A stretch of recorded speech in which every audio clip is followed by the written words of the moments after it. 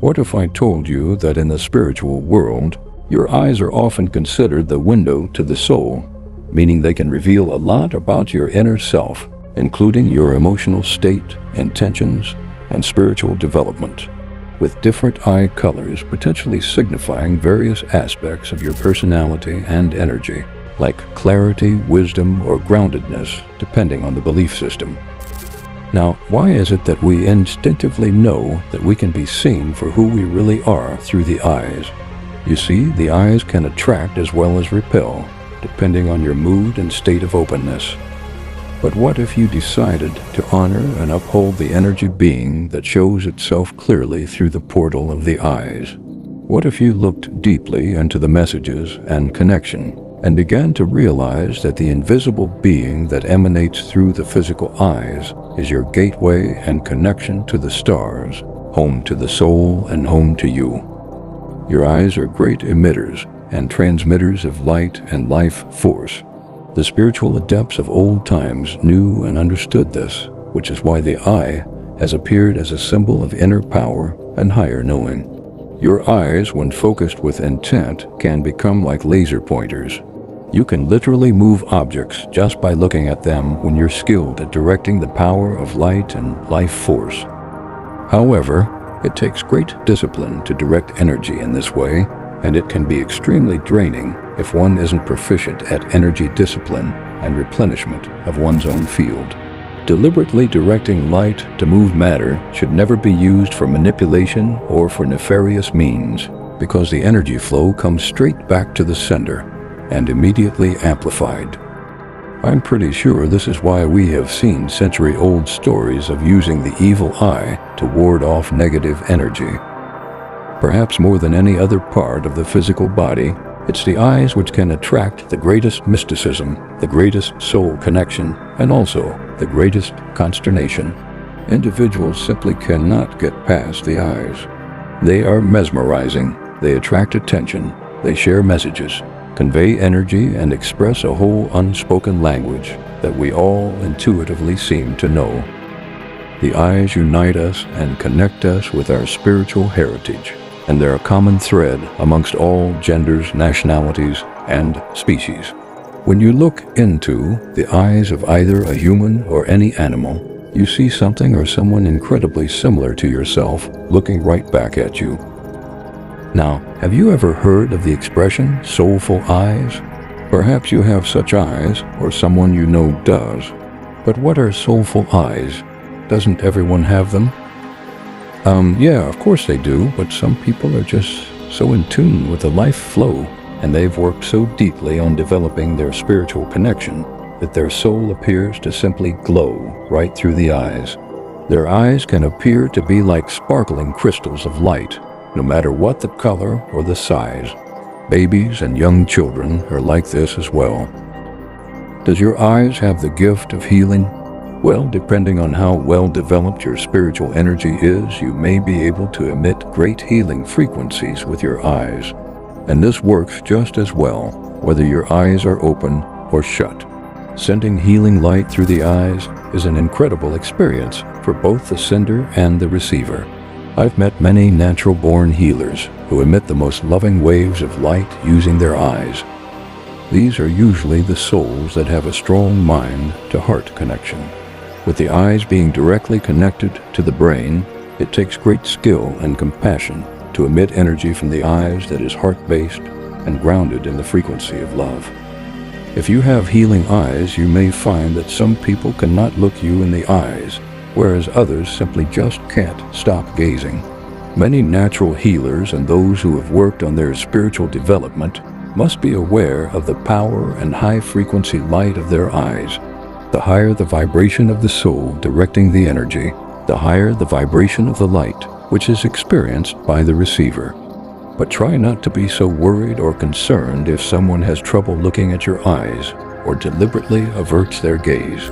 Not everyone is ready to see and accept high vibration light, especially when it's being emitted from a human. For many, it's often easier to receive the light from the eyes of animals than that of humans. Either way, as long as the light and frequency of love is being transferred, all is well. You may also find that there are days where you consciously choose not to look at anyone. You don't want to be seen, and you wish to pull your energy within to nourish your soul. This will especially apply to those who know that their eyes emit healing frequencies. But you must be able to discern who and what you choose to give any of your lingering gazes to. Also, the size of your eyes makes no difference in regards to your ability to send light or the amount of light that is received. Crazy part of it all is that some people can feel more exposed if they have large eyes rather than smaller eyes.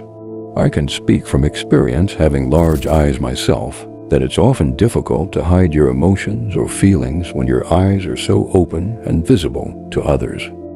If you can relate to this, you may find that it helps if you talk to someone's third eye, rather than looking directly at their right or left eye when in conversation, especially on those days when you may wish to be less exposed during a spiritual expansion period.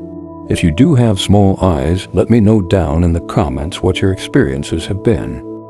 The color of your eyes can say a lot about your spiritual lineage, your physical heritage, your place of birth, and your starry origins. I can often tell where someone is from just by looking at their eyes. For example, those from the Pleiades have very large, soft eyes where the heart connection is immediately visible. Many healers are Pleiadian souls, and those from Sirius are those who tend to have smaller eyes with a sharp and direct gaze. I've also worked with many souls who tell me telepathically that they're from Arcturus and Aldebaran. These souls have determined roles to serve on Earth, often being researchers of humanity and our evolutionary process.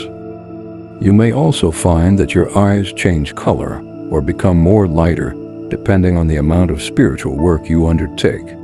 The greater frequency of light that channels through your eyes, the lighter and more translucent they can seem. When working with the eyes, it's important to acknowledge which part of the brain governs which side of your body. From your eye down, your body is governed by the opposite side of your brain. Your left eye is governed by your right brain. The right aspect of your brain conducts the feminine flow. It's responsible for your imagination, creativity, intuition, relaxation, trust, inner knowing, nurturing, caring, and spiritual connection. Now, speaking into the left eye is where it gets pretty interesting.